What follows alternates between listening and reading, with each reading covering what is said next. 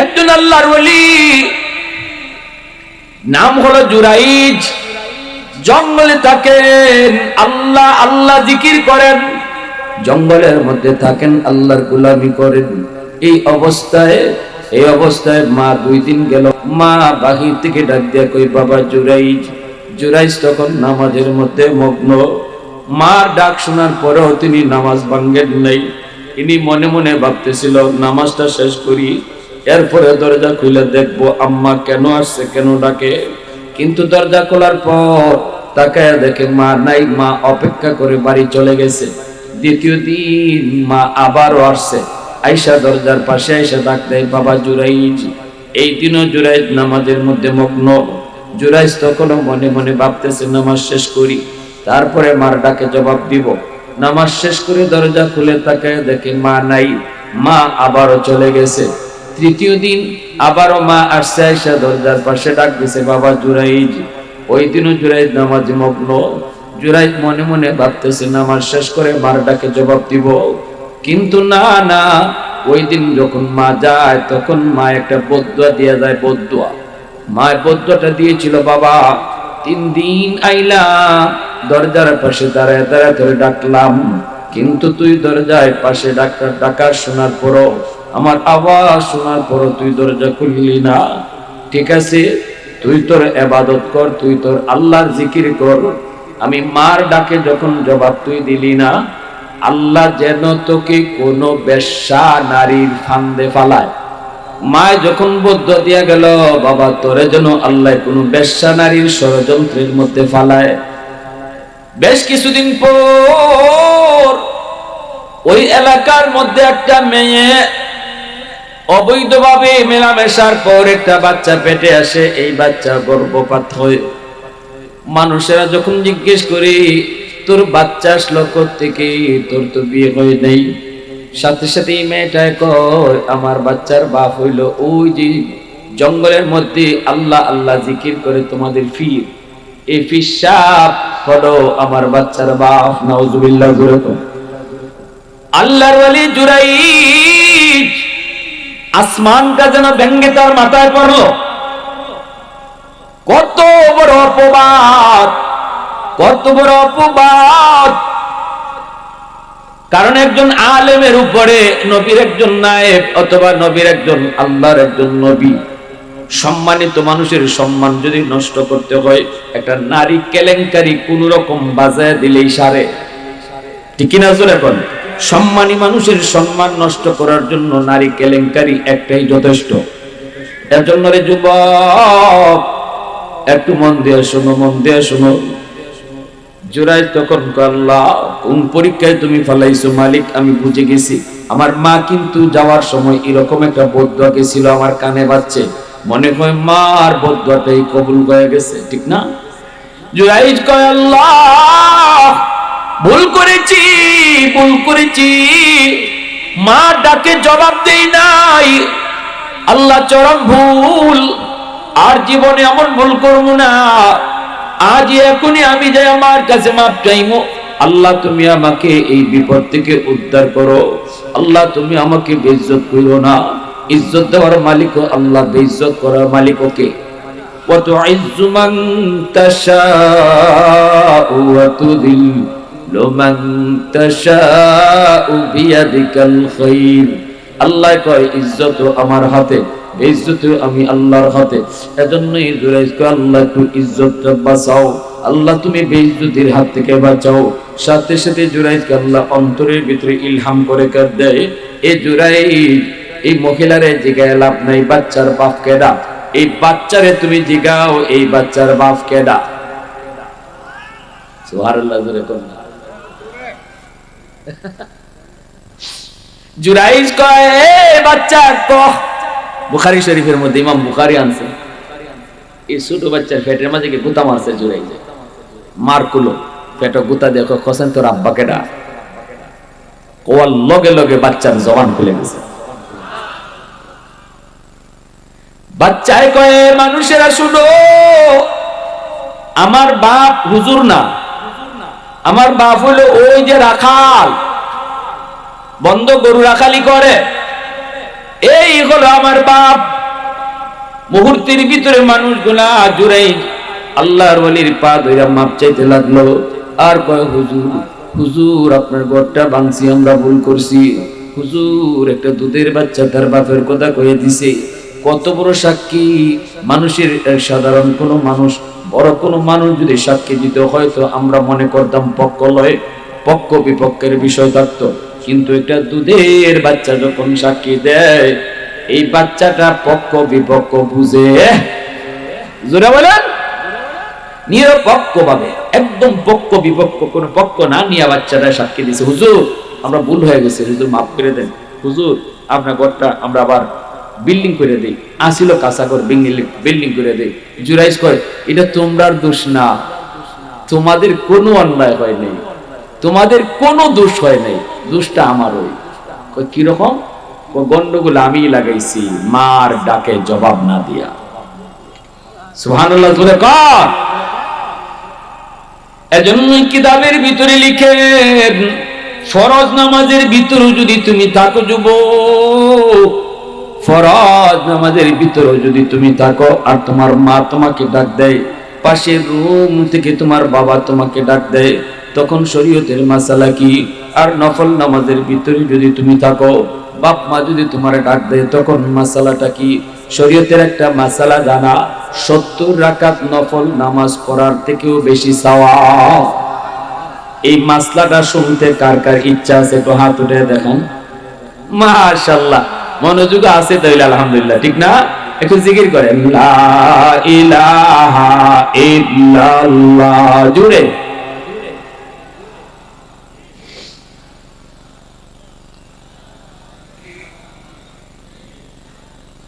মোহাব্বতের সাথে লা ইলাহা ইল্লাল্লাহ।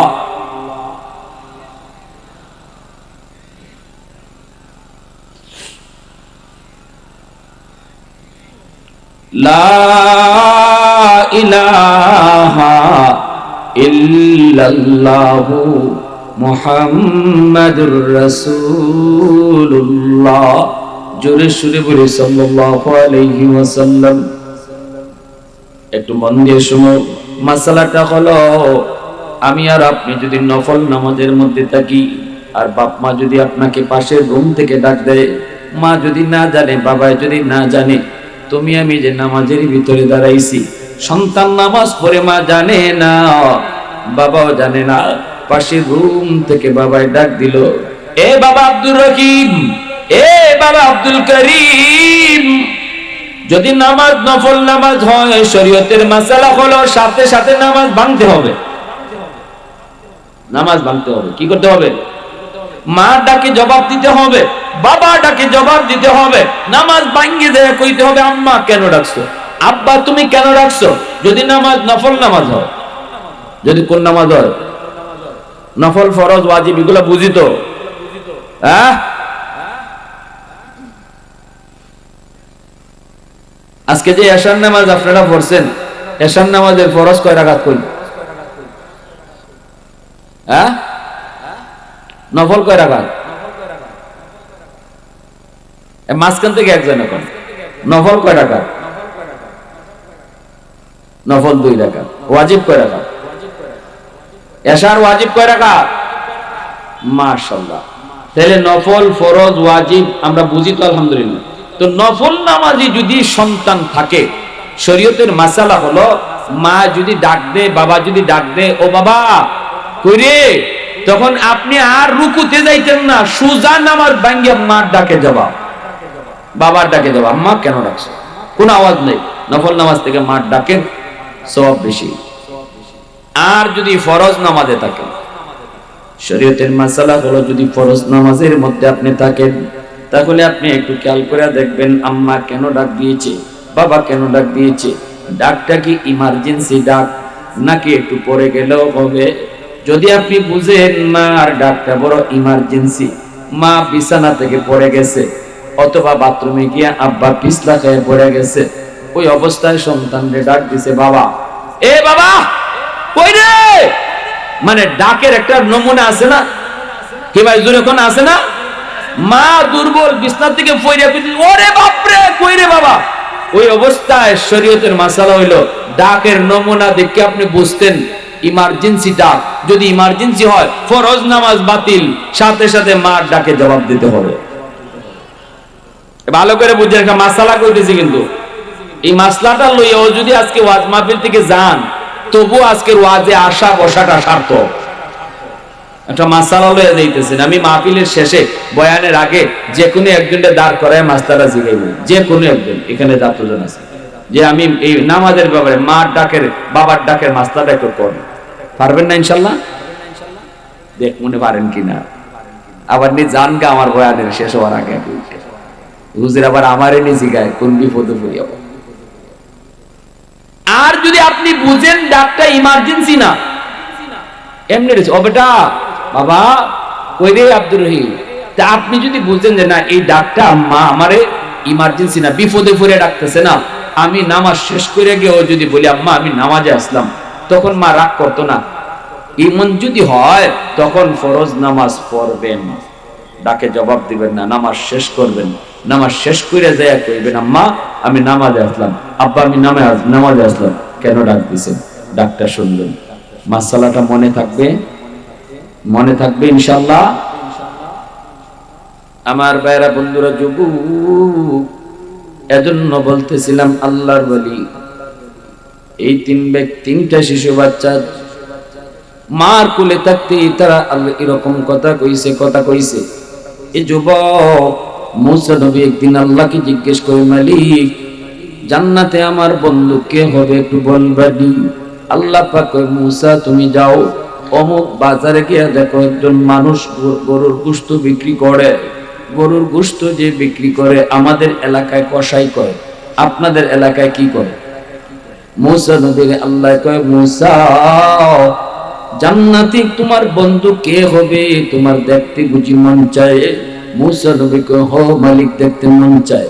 আল্লাহ বললেন অমুক বাজারে যাও, যায় দেখো একজন কসাই, সে হলো জান্নাতে তোমার বন্ধু। মুসা নবী কয়, মালিক আমি এত বড় একজন নবী, এত বড় একজন পয়গম্বর, কসাই আমার জান্নাতে বন্ধু হবে কেমনে? কোন আমলের কারণে সে এত মর্যাদা পাইল? আল্লাহ কয়, মুসা আমি কইব না, তুমি যায় দেখো কোন আমলের কারণে সে এত মর্যাদা পাইল, তুমি যায় নিজে খুঁজে তালাশ করে বের করো। আল্লাহু আকবার, জোরে বলেন। যাও আমি আল্লাহ তোমাকে ঠিকানা বলে দিলাম। মুসা নবী ঠিকানা লইয়া এই লোকটার বাজারে চলে আসলেন। আইসা লোকটারে পেয়ে গেলেন, ডাক দিয়ে বলতেছেন, ভাই রে তোমার নাম কি? বলে নাম অমুক। আল্লাহর বলে দেওয়া নামের সাথে নাম মিলে গেল। এইবার মুসা নবী কইতেছে, আমি তোমার বাড়িতে মেহমান হতে চাই, আমাকে তুমি মেহমান বানাইবানি। মুসা নবী নিজের পরিচয় দিলেন না, একজন মুসাফির পরিচয় দিয়া তার বাড়িতে তিনি মেহমান হতে চাইলেন। উদ্দেশ্য হলো রাতের বেলা সে কি আমল করে ওই আমলটা তিনি দেখবেন। জোরে কোন সুবহানাল্লাহ। লোকটা কয়, মুসাফির আমি তো মেহমানের পাগল, ঠিক আছে চলেন আপনি আমার বাড়িতে মেহমান হন। মুসা নবী নিজের পরিচয় তো দেন না, অপরিচিত একজন মুসাফির হয়ে তার বাড়িতে গেলেন। যা দেখেন লোকটা হাতের মধ্যে খাবার নিয়ে বাড়িতে ঢুকতেছে, কিন্তু এই খাবার নিয়ে সে বউয়ের কাছে যায় নাই, সন্তানের কাছেও এই খাবার নিয়ে যায় নাই। তার বৃদ্ধা মা যেই রুমটার মধ্যে মা ঘুমায় আছে গো, ওই বৃদ্ধা মার কাছে খাবার নিয়ে হাজির হয়েছে। এরপরে মাকে কোলে তুইলা, বিছানা থেকে মাকে নিজের কোলে তুইলা মার কপালে একটা চুমা দিয়া মাকে তুলায়া তুলায়া খানা খাওয়াইতেছে। আল্লাহু আকবার, জোরে। দুধের বাচ্চাকে মা যেভাবে খানা খাওয়ায় এইভাবে সন্তান মারে খানা খাওয়াইতেছে। আল্লাহু আকবার। তুলায়া তুলায়া মারে খানা খাওয়ায়। দুইটা দুধের বাচ্চা, তার দুইটা দুধের বাচ্চা বাবার পায়ে পয়রা কান্না করে আর বলতেছে, আব্বু সারাদিনে কিছু খাই নাই, পেটের ক্ষুধার যন্ত্রণা আর সইতে পারি না, আব্বু তোমার হাতে খানা, আমাদেরকে খানা দাও। বাবার পায়ের মধ্যে পয়রা সন্তানগুলা কান্না করে, এরপরও বাবা সন্তানকে খানা দেয় না। সন্তানের মাথায় হাত বুলাইয়া আদর করে, কপালে চুমা দিয়ে কয়, আব্বু একটু অপেক্ষা করো, একটু অপেক্ষা করো, আগে তোমাদের দাদুকে খানা খাওয়ায় নেই।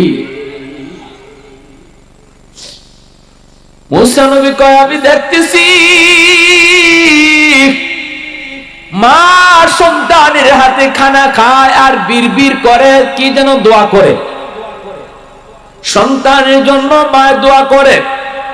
মুসা নবী এবার কয়, ও ভাই, এই দুইটা দুধের বাচ্চা, এই দুইটা অবুঝ বাচ্চা কান্না করে করে তোমার পায়ে পড়ে গেল, পেটের ক্ষুধায় তারা অস্থির, তুমি তাদেরকে খানা দিলা না, এই বাচ্চাগুলি কার? সাথে সাথে লোকটাই কয়, বাচ্চাগুলি আমার। কয়, তোমার নিজের? বলে, আমার নিজের। দুধের বাচ্চা, ছোট বাচ্চা, অবুঝ বাচ্চারা তোমার পায়ে পড়লো, এরপরও তুমি খানা দিলা না। অথচ বাবার কলিজার মধ্যে সন্তানের প্রতি কেমন দরদ, এটা পৃথিবীর সকল বাবাই শুধু বুঝে, আর কেউ বুঝে না, ঠিক কিনা জোরে বলে? সন্তানের প্রতি বাপ মার কেমন দরদ, এটা শুধু মা বাবাই বুঝে রে যুবক, আর কেউ বুঝে না। তুমি একদিন বড় হওয়ার পরেও তুমি বুঝবে, যেদিন তুমি নিজে বাপ হবে ওই দিন বুঝবে সন্তানের প্রতি তোমার দরদ কেমন। আজকে তুমি মার কথা শুনো না, বাবার কথা তুমি শুনো না, মনে করো তোমার বাপ মা তোমার ভালো চায় না, কিন্তু না, বাবা যা কয়, মা যা কয়, তা তোমার ভালোর জন্যই কয়, ঠিক কিনা জোরে কও? কি পরিমাণ দরদ মার কলিজায়, বাবার কলিজায়, তুমি এখন বুঝো না, বুঝবা যেদিন নিজে বাবা হইবা। আহা, যত বড়ই হোক সন্তান, কোনদিন বাপ মার কাছে সন্তান বড় হয় না, ছোটই থাকে, বড় হলেও ছোটই থাকে। ছেলে টিনের চালের উপরে ওইটা প্রচন্ড রৌদ্রের মধ্যে কাজ করতেছে, চাল চাল ঠিক করতেছে, আর তার ছোট্ট বাচ্চাটা এরকম রৌদ্রের মধ্যে দাঁড়ায় রয়েছে, নিচে তার মাও দাঁড়ায় রয়েছে। যেই যুবক টিনের চালে ওইটা ঘর ঠিক করে, চাল ঠিক করে, তার বৃদ্ধা মা নিচে মাটিতে দাঁড়ানো, আবার তার ওই যুবকটার একটা ছোট বাচ্চার নিচে দাঁড়ানো, কিন্তু রৌদ্রের মধ্যে। ওখান থেকে সে ডাক দেখেছে, আম্মা, ও মা, আমার বাচ্চারা রৌদ্রে পড়তেছে, তুমি দেখো না, বাচ্চারা দেখো না, এই রৌদ্রে পড়তেছে। মায় হাসে, কয়, বাপরি, তোর বাচ্চা রৌদ্রে ফুরে আর আমার বাচ্চা কিসে ফুরে? জোরে কর না সুবহানাল্লাহ, আরো জোরে কর না। তুই তোর বাচ্চার প্রতি যতটা দরদ, আমি মাও এখান থেকে আমার কলিজা চিপতেছে, হায়রে আমার সন্তানটা রৌদ্রে ফুরতেছে। কোনদিন সন্তান বাপ মার কাছে বড় হয় না, যতই বড়ই থাকুক বাপ মার কাছে সন্তান ছোটই থাকে। এজন্য যত বেশি মুখ বইরা বইরা আম্মা কইয়া ডাকবা, যত বেশি মুখ ভরে আব্বা কইয়া ডাক দিবা, ততই বাপ মার দিল খুশি হয়ে যাবে। রিদার রাব্বি ফি রিদাল ওয়ালিদাইন ওয়া সাখাতুর রাব্বি ফি সাখাতিল ওয়ালিদাইন। এজন্যই আল্লাহর নবী কয়, বাপ মা যদি খুশি থাকে আল্লাহ খুশি হয়ে যায়, বাপ মা যদি নারাজ থাকে আল্লাহ নারাজ হয়।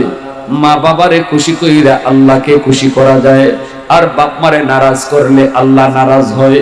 এইবার তামাম দুনিয়ার সব মানুষকে তুমি যদি রাজি করো, সবাইকে তুমি খুশি করলা, দুনিয়ার সব মানুষ তোমার উপরে খুশি, কিন্তু আল্লাহ খুশি না, কিন্তু মা খুশি না, বাবা খুশি না, আল্লাহ তোমার উপর খুশি না, আল্লাহ পাকও তোমার উপর খুশি না। কিন্তু যদি তুমি বাপ মারে খুশি রাখো, আল্লাহর নবী বলেন, সাথে সাথে মা বাবা খুশি রাখলে আল্লাহ তোমার উপর খুশি হয়ে যায়। শ্বশুর শাশুড়িরে খুশি করো, নিষেধ করি না, শ্বশুর শাশুড়িরে খাওয়াবার জন্য তো খারে খাওয়াবা, শ্বশুর শাশুড়িরে খুশি রাখো। কিন্তু শ্বশুর শাশুড়ি খুশি থাকলে আল্লাহ খুশি, এমন কোন হাদিস আমরা পাই না। পীর সাহেবরে খুশি রাখেন, অসুবিধা নাই। পীর সাহেব যদি হক্কানি পীর হয়, পীর সাহেবরে আপনি মুরগি খাওয়ান, গরু খাওয়ান, আত্মি জবাই করে খাওয়ান, অসুবিধা নেই। কিন্তু পীর সাহেব খুশি থাকলে আল্লাহ খুশি, হাদিস পাই নাই। হাদিস আমরা পেয়েছি, বাপ মা খুশি থাকলে আল্লাহ খুশি।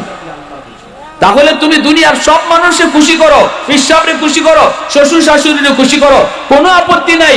কিন্তু শর্ত হলো মা বাবাকে সবার আগে খুশি রাখতে হবে। কারে সবার আগে খুশি রাখতে হবে? জোরে বলেন। ويسألونك ماذا ينفقون قل ما أنفقتم من خير فللوالدين والأقربين আল্লাহ পাক বন্ধু মানুষ তোমার কাছে জানতে চায় তার টাকা তার পয়সা কোন খাতে ব্যয় করবে, তার বেতনের টাকা কোন জায়গায় ব্যয় করবে, তার ব্যবসার টাকা কোন জায়গায় ব্যয় করবে। ও বন্ধু জবাব তুমি দিও না, জবাব আমি আল্লাহ দিতেছি। মানুষদেরকে জানায় দাও তার সম্পদ, তার টাকা, তার পয়সা সবার আগে বাপ মার জন্য খরচ করতে হবে। এতে এই যুবক একটু বলো দেখি, বলো চাকরি তুমি পাইছো, বেতন পাইছো, মাস শেষে এই বেতনের টাকা পকেটে ঢুকলো, এই পকেটের টাকা তুমি যখন খরচ করবা আল্লাহ কয় সবার আগে এই টাকা বাপ মার জন্য খরচ করতে হবে। দেখো মার ঔষধ আছে না নাই, মার ঔষধ তুমি টাকা দিয়ে সবার আগে কিনবা। মার পান সুপারি আছে না নাই, পান সুপারি কিনবা। দেখো মার শীতের কাপড় আছে না নাই, বাবার শীতের কাপড় আছে না নাই। আল্লাহ কয় যুবক নিজের শীতের কাপড় আগে নয়, আগে বাপ মারটা কিনতে হবে। আল্লাহু আকবার জোরে কর। সন্তানের শীতের কাপড় আগে নয়, আল্লাহ বলে সবার আগে শীতের কাপড়টা বাপ মার কিনতে হবে। কথাটা কার জোরে বলেন, কার? আওয়াজ দিয়া মালিকের নাম কার? মুসা নবী কয় যুবক তোমার মাকে তুমি খানা খাওয়াইতেছো, সন্তান তোমার পায়ে পড়ে কানলো, এরপরে তুমি সন্তানরে খানা খাওয়াইলে না। বলো তুমি এই আমল কতদিন যাবত করো? সাথে সাথে লোকটাই কয় হুজুর আজকে 40 বছর যাবত, 40 বছর যাবত সবার আগে আমি মারে খাওয়াই, এরপরে আমরা খাই। আরো আসতে কোন সুবহানাল্লাহ। মনে হইতেছে আপনাদের এই কালিকাপুরে এরকম বহু সন্তান আপনারা এখানে আলহামদুলিল্লাহ বসা স্বর্ণের সন্তান। হ্যাঁ সবাই আপনারা এমন হই যে আজকে 40 বছর যাবত ঘরে যা নিয়ে আসে সন্তান সবার আগে মারে খাওয়ায়, বাবারে খাওয়ায়, এরপরে নিজেরা খায়। আমরা তো বাজার থেকে কমলা আনলো, এই কমলাটা মার হাতে দেই না, কমলাটা বাচ্চার হাতে দিই, নাইলে বউর হাতে দিই, ঠিক না? বাজার থেকে কিছু আনলো এটা বউয়ের হাতে দেই, মার হাতে না। অথচ যুবক এখালি কমলা আইনা বাজার থেকে একটা কিছু আইনা মার হাতে দেওয়া আগে, এই মা নিজে কমলা চুলাই আগে খাবে না, তোমার সন্তানকে আগে খাওয়াবে। কিন্তু মার হাতে দেওয়ার কারণে মার দিল খুশি। আল্লাহ কয় বান্দা তুই মারে খালি খুশি করলি না, আমি আল্লাহরে খুশি করে নিলি। মার হাতে কমলাটা দিয়া, বাবার হাতে কমলাটা দিয়া খালি বাপ মারে খুশি করলি না, আমি আরশের মালিকরে তুই খুশি করে নিলি। মুসা নবী ডাক দেয়া কই ভাই একটু বল, আমাকে তুমি একটু বলো, এই যে তোমার মা কি যেন বিড়বিড় করে পড়তেছে, কি যেন দোয়া করতেছে, একটু বলবানি? লোকটাই কয় ভাই আমার মা 2টা দোয়া করে সব সময়, এই 2টা দোয়ার ভিতরে একটা দোয়া কবুল হয়ে গেছে, দোয়াটা আমি পেয়ে গেছি নগদ। আর একটা দোয়া কেমনে কবুল কর? আল্লাহ দুনিয়াতে তুমি আমার সন্তানকে অভাবের ভিতরে ফেলায়ও না, রিজিকের কষ্ট দিও না। আল্লাহ আমার সন্তানকে তুমি বিপদে ফেলাও না। দুনিয়াতে আমার কোনো বিপদ নেই, আপদ নেই, কোনো অভাব নেই, আমি আলহামদুলিল্লাহ বড় সুখে আছি। মার এই দোয়াটা কবুল হয়ে গেছে, আমি হাতে নাতে পেয়ে গেছি। আরেকটা দোয়া মা করে, এই দোয়াটা কেমনে কবুল হবে আমার বুঝে আসে না, কও তুমি সেই দোয়াটা কি? কয় মা দোয়া করে আল্লাহ আমার সন্তানকে জান্নাতে মুসা নবীর বন্ধু বানাইও। আর একটু আস্তে কোন সুবহানাল্লাহ। মুসা নবী সাথে সাথে লোকটারে বুকে চাপা দিয়া ধরে, কোলে নিয়ে কয় ভাই আয় আমার বুকে আয়, তোমার মার দ্বিতীয় দোয়াটাও কবুল হয়ে গেছে। 2টা দোয়া করতো, 2টা দোয়ার ভিতরে প্রথমটাও কবুল, দ্বিতীয়টাও আল্লাহ কবুল করে নিয়েছে। মুসা নবীর বন্ধু তুমি জান্নাতে হইবা। লোকটা কয় আপনি কেমনে জানেন? আপনি কেমনে জানেন? এখনো তো আমি মরলামই না। জান্নাত কি মরার আগে পাইলাম? হ্যাঁ এখনো তো মরছি না, মরার পরে জান্নাত। আবার এই জান্নাতে বন্ধু কেডা হইব এটা আপনি কেমনে জানেন? মুসা নবী কয় আমার বুকে আয়, আমি আল্লাহর নবী মুসা কালিমুল্লাহ। আমি আল্লাহকে জিজ্ঞেস করেছিলাম, মালিক জান্নাতে আমার বন্ধু কেডা হবে একটু বলবানি? আল্লাহ তোমার ঠিকানায় আমাকে পাঠিয়ে দিয়েছে। আমি আল্লাহকে বলেছিলাম, মালিক কি আমলের কারণে সে এত মর্যাদা পাইল? আল্লাহ আমাকে তোমার আমলের কথা বলে নাই, আল্লাহ তোমার ঠিকানা দিয়ে আমারে বলছে যাও তুমি নিজে যায় খুঁজে আসো তার আমলটা কি। আমি এসে দেখলাম যে আমলের কারণে তুমি আমার জান্নাতে বন্ধু হবে, সেই আমলটা হলো তোমার মার দোয়া। তাহলে মার দোয়ার পাওয়ার আছে না নাই? এ যুবক, বাপ মার দোয়ার পাওয়ার আছে না নাই? রাসূল কয় তিন ব্যক্তির দোয়া সরাসরি আল্লাহর দরবারে কবুল। এক হইল মজলুমের দোয়া বদদোয়া, মুসাফিরের দোয়া বদদোয়া, আবার বাপ মার দোয়া বদদোয়া। মা বাবা দোয়া করলেও কবুল, বাপ মায় বদ্ধ দিল, জোরে বলেন বদ্ধ দিল। আমার ভাইরা বন্ধুরা যুবক, এজন্যই আব্দুল কাদের জিলানী মঈনুদ্দিন চিশতি যদি তোমার আমার করে দাওয়াত করে আনোরে যুবক, হাজারো আব্দুল কাদের জিলানী যদি তোমার জন্য হাত উঠে আল্লাহর কাছে দোয়া করে, এই দোয়া কবুল হবে কি হবে না কোনো গ্যারান্টি নাই। কিন্তু ভাঙ্গা করে বইসে যদি মা হাত উঠায়, ভাঙ্গা করে বইসে যদি বাবা হাত উঠায়, নবী বলেন এই দোয়া কবুল হবে, এর গ্যারান্টি আছে। যার দোয়াটা তোমার কবুলের গ্যারান্টি আছে, ওই হাতটার দিকে একবারও তুমি তাকাইলা না, ওই হাতের দিকে চায় কইলা না আম্মা একটু দোয়া করো আমার জন্য, ব্যবসার লাগে দোয়া করো, আম্মা আমার বিদেশ যাব ব্যবস্থা হইতেছে না, আম্মা তুমি একটু দোয়া করো, আম্মা আমার পড়ালেখার ভালো রেজাল্ট হইতে একটু দোয়া করো। ওই হাতটার কাছে দোয়া চাইলা না, যেই দোয়াটা রাসূল কইছে কবুল হবে 100% গ্যারান্টি। কি রে ভাই? আব্দুল কাদের জিলানী রে গড়ে আনো, একজন না হাজার জিলানী, গ্যারান্টি নাই কবুল হবে কি হবে না দোয়া।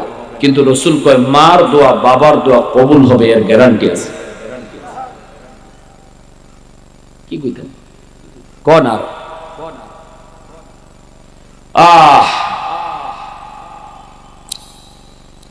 আল্লাহ পাক কই জানোনি, চার শ্রেণী মানুষের জন্য আমি আল্লাহর ওলি হওয়া সহজ। এক দল হলো ওই মানুষ, যেই মানুষগুলিকে আল্লাহ পাক রব্বুল আলামিন ক্ষমতা দিয়েছি, আল্লাহ পাক তার চেয়ারম্যান বানাইছে, মেম্বার বানাইছে, এমপি বানাইছে, মন্ত্রী বানাইছে, দেশের প্রেসিডেন্ট আল্লাহ তারে বানাইছে। জনগণের খেদমত করার সুযোগ আল্লাহ যাদেরকে দেয়, এই মানুষগুলি অল্প সময়ে আল্লাহর ওলি হতে পারে। সুবহানাল্লাহ বলেন। আল্লাহ পাক কইছিল বান্দারে শুন, তুই যদি আমার ওলি হতে চাও তাহলে দুইটা কাম, একটা হলো ঈমান, আরেকটা হলো জারনি তাকওয়া। এই তাকওয়া হাসিল হওয়ার জন্য চার দল মানুষের জন্য খুব সহজ। তাকওয়া হাসিল চার দল মানুষের জন্য সহজ। এক দল হলো এরকম জনদরদি, সমাজের ভিতরে যারা জনপ্রতিনিধি, সে যদি মানুষের খেদমত করে, মেম্বার হয়ে যদি টিন চুরি না করে, চেয়ারম্যান হয়ে যদি গম চুরি না করে, এমপি হয়ে যদি রাস্তার টাকা চুরি না করে, আল্লাহর ভয় অন্তরে নিয়ে যদি জনগণের খেদমত করে, তাহলে ওই চেয়ারম্যান, ওই মেম্বারি কইরা, চেয়ারম্যানই কইরা, এমপি গিরি কইরা সাধারণ মানুষের থেকে বহু আগে আল্লাহর ওলি হতে পারে। কারণ মানুষের খেদমত করলে আল্লাহ বেশি খুশি হয়। একজন মানুষ মসজিদে বসে বসে জিকির করলো, আরেকজন মানুষ মসজিদ থেকে বের হয়ে আসে মানুষের উপকারের জন্য চেষ্টা করলো, যে দেখতেছে কোন জায়গায় পৃষ্ঠা ভাঙা, কোথায় রাস্তার সমস্যা। মেম্বার সাহেব, চেয়ারম্যান সাহেব ফজরের নামাজ পড়লো, চেয়ারম্যানও ফজরের নামাজ পড়লো, সাধারণ মানুষও ফজরের নামাজ পড়লো। সাধারণ মানুষের ভিতরে একজন মানুষ ফজরের নামাজ পড়ে মসজিদ থেকে বের হলো না, মসজিদের ভিতরে বসে বসে তাসবিহ জপলো, কোরআন তেলাওয়াত করলো। আর চেয়ারম্যান সাহেব মসজিদ থেকে বের হইয়া জনগণের উপকারের জন্য ঘুরতেছে, কোথায় রাস্তার কাম লাগবে, কোথায় ব্রিজের কাজ করা লাগবে, কার ঘরে খাওয়ার নাই, কে রেশমের টাকা পায় নেই। এ যুবক ভালো করে শোনো, আমার রাসূল বলেন মসজিদের ভিতরে যেই লোকটা তাসবিহ জপে, কোরআন পড়ে, এই কোরআন পড়া যত সময় আসে আল্লাহর ওলি হবে, তাসবিহ জপা যত সময় আল্লাহর ওলি হবে। একজন চেয়ারম্যান সাহেব মানুষের ঘরে ঘরে হাইটা হাইটা সমস্যা সুবিধা অসুবিধা সেটা সম্পূর্ণ করার দ্বারা বহু আগে আল্লাহর ওলি হয়ে যায়। দুই নম্বরে সময় যুবকদের জন্য আল্লাহর ওলি হওয়া সহজ। যৌবনকাল আল্লাহর কাছে বড় দামি। যত আল্লাহর ওলি হয়েছেন যৌবনে অনেক হয়েছেন। এই জমিনে যত আল্লাহর ওলি সবাই ওলি হয়েছেন যৌবনকালে। আল্লাহু আকবার জোরে কোন। যৌবনে ওলির খাতায় না। আর যত বৃদ্ধ হয়েছেন আল্লাহ তখন মর্যাদা খালি বাড়াইছে। সুবহানাল্লাহ জোরে বলেন। এ যুবক নবী বলে লা ওয়ারাকাল কাফি। আল্লাহ নবী কয় যার শক্তি আছে, ক্ষমতা আছে, সুযোগ আছে, এরপর গুনাহ করে না আল্লাহর ভয়ে। নবী বলেন সেই তো তোমাদের মধ্যে আল্লাহর ওলি হয়ে যায়। যুবকের সামর্থ্য ছিল, শক্তি ছিল, আজকে ওয়াজ না করায়া এই জায়গায় মমতাজ রে আইনা ফাট্টা যায় গান গাওয়াইতো। যুবকরা চাইলে এটা পারতো, কিন্তু যেই যুবক না না করলো না, ওয়াজ মাহফিলের আয়োজন করলো, আল্লাহর নবী রহমতের নবী বলেন যেই যুবক রাতের অন্ধকারে গুনাহ করার শক্তি ছিল, সুযোগও ছিল, এরপরও করলো না আল্লাহর ভয়ে। যেই যুবক যৌবনে বন্ধুর সাথে খেলাধুলার মধ্যে মগ্ন থাকতে পারতো, কেউ তারে বকতো না, কেউ তারে ডাকতো না, এরপরও সে না না আজান হলে পরে মসজিদের ভিতরে দৌড়ায় চলে আসলো, বন্ধু বান্ধব সব রেখে আসলো। ঘুমন্ত অবস্থায় ফজরে আজান হলে যেই যুবক না ঘুমায়া মসজিদের দিকে রওনা দিল, নবীজি বলেন সুযোগ ছিল, শক্তিও ছিল, এরপরও যে মানুষটা গুনাহ করে না সেই যুবক যৌবনে আল্লাহর ওলি হয়ে যায়। আজকে এলাকার মানুষ আপনারা যারা যুবকদের এই আয়োজনে উৎসাহ দিলেন না, যারা মনে করেন আজকের এই তাদের এই উৎসাহ দেওয়ার পিছনে সহযোগিতা করলেন না, কিয়ামতের মাঠে রেডি দেখেন এই যুবকরা আল্লাহর আদালতে মামলা দিবে। কি কই আল্লাহ মামলা দিব? যুবকরা খুব আল্লাহ আমি চাইছিলাম ভালো পথে থাকতাম, ভালো কাজ করব, ভালো লাইনে থাকব, কিন্তু আমার এলাকার মুরব্বীরা সাপোর্ট করে নেই। যে বছর ওয়াজ করাইছি এই বছর ওয়াজে তারা আয় নাই, যার কারণে পরের বছরই গান গাওয়াইছি, মমতাজরে আনছি, আর হাজারো হাজারো মানুষ হইছে। আমার গান গাওয়ানোর পিছনে আমি দায়ী না, আমার এলাকার মুরব্বীরা দায়ী, এলাকার জনসাধারণ দায়ী। এরা যদি প্রথম বছর আমার ওয়াজ মাহফিলে উৎসাহ দিয়া তারা সক্রিয়ভাবে অংশগ্রহণ করত, আমি উৎসাহ পাইতাম, আমি দিন দিন ভালো পথেই থাকতাম। আমি ওই ভালো লাইন থেকে কেন খারাপ লাইনে আসলাম? আমার এলাকার লিডারদেরকে ডাকো, এলাকার জনগণকে ডাকো, যারা আমার বয়সে বেশি ছিল, আমার চেয়ে বয়স্ক ছিল, যারা সমাজ চালাইতো, সমাজ যাদের কথা চলতো, এদেরকে ডাকো। এরা কেন আমাকে ভালো পথে উৎসাহ দিয়ে রাখলো না? রব্বানা আতিহিম দিফাইদি মিনাল আযাব ওয়াল আনহুম লানান কাবীরা। আল্লাহর কাছে শাস্তির আবেদন করবে, আল্লাহ আমাকে তার উপর খুশি থাকে। একজন ধনী মানুষ 100 রাকাত নফল নামাজ পড়বো, আর একজন গরিব 10 রাকাত নফল নামাজ পড়বো। এই 10 আর 100 যদি ওজন করা হয় পাল্লায়, আল্লাহর নবীর হাদিস বলে গরিবের 10 রাকাতের পাল্লা ভারী হয়ে যাবে। এটা কোন হাদিস থেকে রাসূল বলেন যে একজন ধনী মানুষ আর একজন গরিব মানুষ দুইজন নামাজ পড়ে হাত উঠাইছে, দুইজন নামাজ পড়ে হাত উঠাইছে, দুইজন সমান ক্যাটাগরির বুজুর্গ, সমান ক্যাটাগরির নামাজি দিনদার। ধনী মানুষ তার মুনাজাতের সাথে 10,000 টাকা আল্লাহর ঘরে মসজিদে দান করছে, আর গরিবের তো দান করার ক্ষমতা নাই, তৌফিক নেই, সে খালি হাত উঠাইছে, আর ধনীর হাতের সাথে 10,000 টাকাও আছে। এবার আল্লাহ রাসূল বলতেছেন তোমরা বলো কার দোয়া আগে কবুল হবে? সাহাবায়ে কেরাম বলে ইয়া রাসূলুল্লাহ আমরা তো দেখতেছি যার হাতও উঠছে টাকাও আছে, 10,000 আল্লাহর ঘর মসজিদে দান, মসজিদে 10,000 টাকা দানও আছে, আমরা তো বুঝতেছি এই হাতটাই ভারী। রাসূল কয় না, গরিবের খালি হাতটা ভারী, এই দোয়াটা আগে কবুল হবে। আর আসতে বল সুবহানাল্লাহ। এজন্য আল্লাহ রাসূলের ভাষায়, নবীর হাদিসের ভাষায়, গরিবরা ধনীর বহু আগে আল্লাহর ওলি হয়, আর কিয়ামতের মাঠেও ধনীর 500 বছর আগে গরিব জান্নাতে যায়। কয়শো বছর আগে? জোরে বলেন।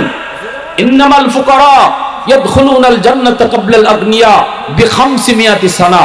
রাসূল সাল্লাল্লাহু আলাইহি ওয়াসাল্লাম বলেন 1-2 বছর না, যেই গরিব মানুষটা গরিবী হালত নামাজ পড়তো, হালাল হারাম মানতো, বিবি বাচ্চারে পর্দার ভিতরে রাখতো, ওই গরিবকে আল্লাহ, ওই ধনী যেই ধনীও নামাজ পড়তো, বিবি বাচ্চারে পর্দার ভিতরে রাখতো, ওই ধনীও আল্লাহরে ভয় করে চলতো, হালাল হারাম মান্য চলতো, ঘুষ খাইয়া টাকা বাড়াইছে না, সুদ খাইয়া টাকা বাড়াইছে না, হালাল পদ্ধতিতে ব্যবসা কইরা টাকা বাড়াইছে, হালাল ব্যবসা করে টাকা বাড়াইছে। ওই ধনী আর ওই গরিব দুইজন জান্নাতি। এরপরে রাসূল কয় গরিব ধনীর 500 বছর আগে জান্নাতে যাবে। কেন? প্রশ্ন জাগে কি জাগে না? জোরে বলেন। দুইজন সমান ক্যাটাগরির আল্লাহওয়ালা, আল্লাহরে ভয় করছে দুইজনে, তাহলে ধনী কেন আগে পরে যাবে, গরিব কেন আগে যাবে? এটা হলো আল্লাহ পাকের ইনসাফ, এটা আল্লাহর ইনসাফ। উসমান গনি রাদিয়াল্লাহু তাআলা আনহু নবীকে এই প্রশ্নটাই করেছিলেন, কারণ উসমান গনি হলেন ধনী সাহাবী। উসমান বলে, ইয়া রাসূলুল্লাহ, আমি ধনী হওয়ার কারণে আমিও কি 500 বছর পরে জান্নাতে যাব? রাসূল কয়, হ্যাঁ, তুমি ধনী হওয়ার কারণে তুমিও 500 বছর পরেই জান্নাতে যাবা। আর আমার গরিব সাহাবী যারা তোমার দান সাহায্যে যারা চলতো, এরাও জান্নাতে তোমার 500 বছর আগে যাবে। কি রে ভাই? উসমান গনি তো বাপ, ইয়া রাসূলুল্লাহ, আমি জান্নাত চাই, আমি টাকা পয়সা চাই না, আমি আগে জান্নাত চাই, আমার এই সম্পদ লাগতোই না, কোনো দরকারই নেই আমার, যে সম্পদের কারণে আমার 500 বছর পরে জান্নাতে যেতে হবে, এই সম্পদই লাগবে না, আমার সাহায্য নিয়ে যারা চলে খায় এরাও আমার আগে যদি জান্নাতে যায়, তে আমার এই টাকা দিয়ে কি হইতো? ঠিক কিনা জোরে এখন? আল্লাহ নবীকে, উসমান, মানো আর না মানো, আমি নবী যা কইছি এটা আল্লাহর পক্ষ থেকে কইছি, নিজের থেকে না। আল্লাহু আকবার। জোরে এরে উসমান, মানো না মানো কথা কিন্তু ঠিক, তুমি কিন্তু 500 বছর পরেই জান্নাতে ঢুকবা। উসমান গনি কই, ইয়া রাসূলুল্লাহ, কেন গো নবী, আমার বুঝে পড়ে না, আমি তো সম্পদ হালাল পথে কামাই করেছি, ভালো ভালো কাজে সম্পদ ব্যয় করেছি, আমি তো অন্যায় পথে সম্পদ ব্যয় করি নাই, অন্যায় পথে সম্পদ কামাইও করি নাই, কেন আমি পরে জান্নাতে যাব? নবী কই, বুঝতে চাও? বলে হ, বুঝতে চাই। নবী কয়, তাহলে তুমি কও, সকাল থেকে এখন তো সন্ধ্যা, সকাল থেকে সন্ধ্যা পর্যন্ত তুমি আজ সারা দিন কি কি খাইছো, কি কি খাইছো একটু হিসাব দাও। উসমান গনি কয়, ইয়া রাসূলুল্লাহ, ঘুম থেকে ওঠার পর বাসি রুটি খাইছি, নাস্তার টাইমে নাস্তা করছি, দুপুর বেলা বোনা গোশত আর রুটি খাইয়া আমি আপনার দরবারে এসেছি। নবীজি বলেন, ঠিক আছে, এবার বসো। একদিনের হিসাব চাইছি, কথা কইছো 3টা, কথা কইছো কয়টা? খাওয়ানোর হিসাব চাইছি কয়দিনের? কথা কন না কেন আপনারা? কথা, আল্লাহ রাসূল হিসাব চাইছেন কয়দিনের? একদিনে হিসাব দিতে উসমান কথা কইছে কয়টা? ঘুম থেকে উঠতে বাসি রুটি, নাস্তার টাইমে নাস্তা, দুপুর টাইমে বোনা গোশত রুটি, তাহলে কথা 3টা হয়েছে না? 3 বেলার কথা, 3 বেলার খাওয়ানোর হিসাব দিছে। এবার রাসূল কয়, বউ। নবী কয়, আমার গরিব সাহাবী আব্দুল্লাহ ইবনে মাসউদ দাঁড়াও। মদিনার মসজিদ, আব্দুল্লাহ ইবনে মাসউদ কে নবী দাঁড় করে কয়, আব্দুল্লাহ, তো কও, আজ সারা দিন তুমি কি খাইছো? আব্দুল্লাহ ইবনে মাসউদ জবাব দেয়, মাথার নিচের দিকে দিয়া চোখটা তুইলা তাকাইতে পারে না, পেটের ক্ষুধায় চোখ থেকে পানি পড়ে আব্দুল্লাহর আর কান্দে, আর কো, নবী গো, সারা দিনে কিছুই খাইতে পারি নাই, কিছুই পাই নাই। নবীজি কান্দেন, সাহাবীরা কান্দে। এবার নবী কয়, উসমান, হিসাবটা বুঝছো নি? আল্লাহু আকবার। জোরে কও। একদিনের হিসাব চাইছি, তোমার লাগছে 3 কথা, আর আমার গরিব আব্দুল্লাহ ইবনে মাসউদ সাহাবীর কথা লাগছে একটা, কিছুই খাই নাই, শেষ, হিসাব শেষ। আমি হিসাব চাইছি একদিনের, আব্দুল্লাহ কয় কিছুই খাই নাই, শেষ, টাইমও কম, এক কথায় জবাব, টাইমও কম, তোমার 3 কথায় জবাব, টাইমও বেশি।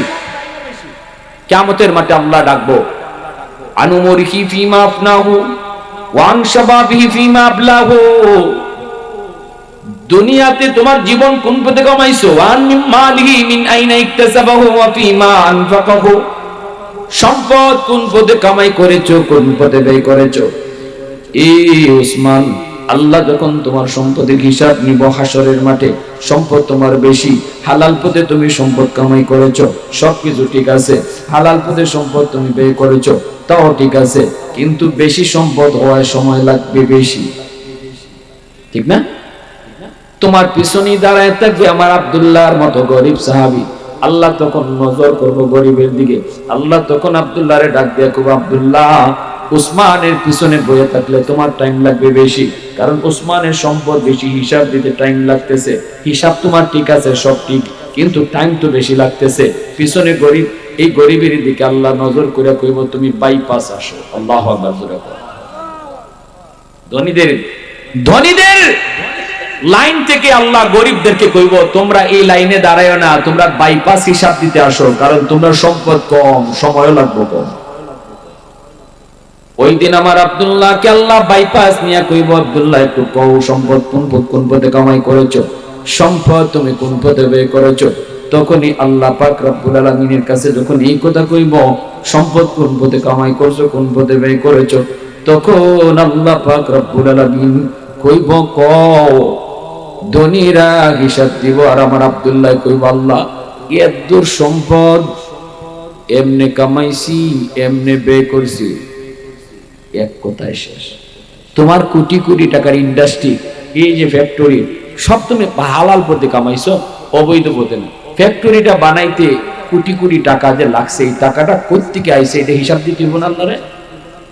দুদকরে না দেওয়া লাগতে পারে, সরকার যদি তোমার নিজের সরকার হয়, তুমি দুদকের চোখ ফাঁকি দিতে পারবা, কিন্তু হাসরের মাঠে এক দুদক আছে, ওই দুদকের সামনে কোনোদিন ফাঁকি দেওয়া যাবে? আল্লাহ কইব, কেমনে কামাইছিলা কোটি টাকা, একটু হিসাব দাও। ওই কোটি টাকাটা হালাল তরিকায় তুমি কামাইছো, কিন্তু দিতে তো সময় লাগতেছে। আর আব্দুল্লাহর মতো সাহাবীকে কইব, আল্লাহ আমার এরকম ফ্যাক্টরিও আসিল না, এই ছোটখাটো এক কাঠা জমির মধ্যে একখান ঘর বানাইছিলাম, টাকা লাগছিল 50,000, এটা আমার মামাতো ভাই দেয়া দিছে। আমি আমার খালাতো ভাই বিদেশ থাকতো, কইছিলাম বাইরে একটু বাড়ির জন্য বাড়ি বানাইমো, একটু জায়গা লাগে, হে আমারে 50,000 দিয়ে দিছে। আল্লাহ কইব, ঠিক আছে, যাও, তোমার হিসাব ক্লোজ, তুমি জান্নাতে যাও। এদিকে তুমি আর উসমান এখনো হিসাবের লাইনে দাঁড়ানো, এখনো তোমার অনেক হিসাব বাকি। আর আব্দুল্লাহ কইব, আল্লাহ এমনে কামাইছি, এমনে খরচ করছি। আল্লাহ কইব, যাও, তুমি জান্নাতে চলে যাও। ওই 500 বছর আগে গরিব জান্নাতে চলে যাবে। আলহামদুলিল্লাহ, আলহামদুলিল্লাহ। দ্বিতীয় অতিথি মাশাআল্লাহ, আমার ভাই তাই হাজির।